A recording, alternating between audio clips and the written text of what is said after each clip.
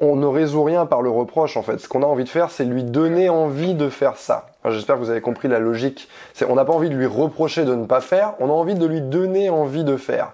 Ce qui est tout à fait différent. Et une petite chose pour aider justement à cette communication, parce que c'est bien beau de dire « Ah oui, la communication c'est le truc le plus important ». Et c'est vrai que quand on dit à un mec « Parle-moi, qu'est-ce que tu ressens ?» C'est pas facile, parce que les garçons, on n'est pas à l'aise avec ça. C'est pas un truc qu'on nous entraîne à faire durant notre enfance, notre adolescence. On nous entraîne à être secret. Tais-toi, ne parle pas de tes émotions. Donc, c'est assez difficile. Et on veut essayer d'encourager un mec à le faire. Et on n'a pas non plus envie de lui mettre le fusil en disant « Allez, vas-y, parle maintenant, je t'écoute ». Donc, il faut l'encourager par petites touches. La raison pour laquelle j'ai parlé des rendez-vous tout à l'heure, c'est que c'est beaucoup plus facile de parler de ses émotions, de ce qu'on ressent, de comment on voit les choses, quand on a un verre de vin rouge dans la main. Et qu'il y a une petite musique sympa derrière. C'est pas du tout la même chose que quand on est dans un lit et qu'il y a l'autre qui nous braque la lampe torche du téléphone et qui fait « Allez, parle maintenant !» Donc on a envie de se créer des bulles comme ça, où la communication va être beaucoup plus fluide et beaucoup plus facile. Et on a envie d'encourager par tous les moyens.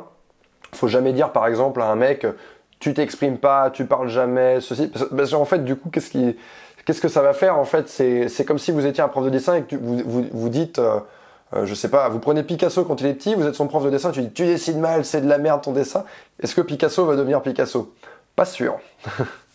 Donc on a envie de l'encourager, on a envie de s'intéresser en fait, tout simplement, laissez-le parler. J'allais dire un truc qui concerne les garçons, mais ça concerne les hommes et les femmes. On adore parler de nous. D'accord? Mais les femmes arrivent plus facilement à parler d'elles. Donc, il faut l'amener à le faire parler de lui demander pourquoi, lui demander comment. Ah ouais, ah, d'accord. T'as pensé à quoi? Et si, intéressez-vous, ayez une écoute active forte. Et vous allez voir que petit à petit, vous voyez, au début, vous êtes en train de faire ça pour essayer d'en récupérer quelque chose, mais en fait, au bout d'un moment, vous allez voir, ah bah ça vient tout seul, parce que vous avez posé des petites questions comme ça qui vont aider, en fait, ça va l'aider à accoucher de ce qu'il a envie de dire.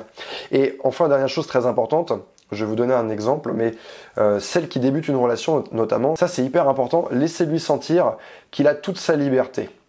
On peut se retrouver dans une situation conflictuelle, une femme va nous dire tu parles à qui dans ton téléphone, j'ai vu que tu parlais à des meufs, et ça pourrait être rien.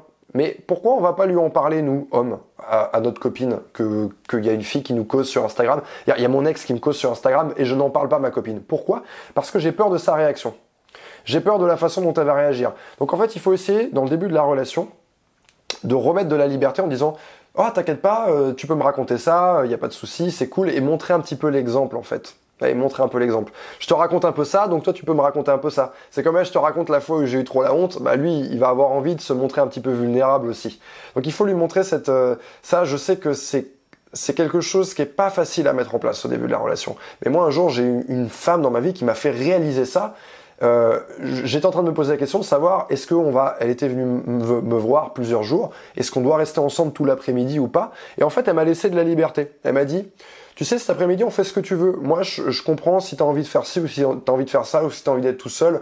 Moi, j'ai des choses à faire, donc il n'y a pas de souci. On peut aussi se retrouver ce soir. À partir du moment où elle m'a dit ça, où elle m'a redonné un degré de liberté, je me suis dit, ah, waouh, ça m'a enlevé de la pression. Et je me suis dit, ah, mais en fait, j'ai le droit de faire ce que je veux, en fait. C'est bien. Et vous savez ce que j'ai choisi, en fait? J'ai choisi de passer l'après-midi avec elle. Parce que du coup, je me sentais plus obligé de passer l'après-midi avec elle. Et il n'y a rien de pire que de se sentir obligé. Vous voyez, vous marchez dans la rue, vous voyez des mecs, ils sont avec leur meuf, et ils sont là, ils subissent le truc. Ça se voit sur leur visage. Ils sont là, ils n'ont pas envie d'être là. Allez, quand est-ce que ça termine? Juste parce qu'en fait, ils ont été tirés de force là-dedans.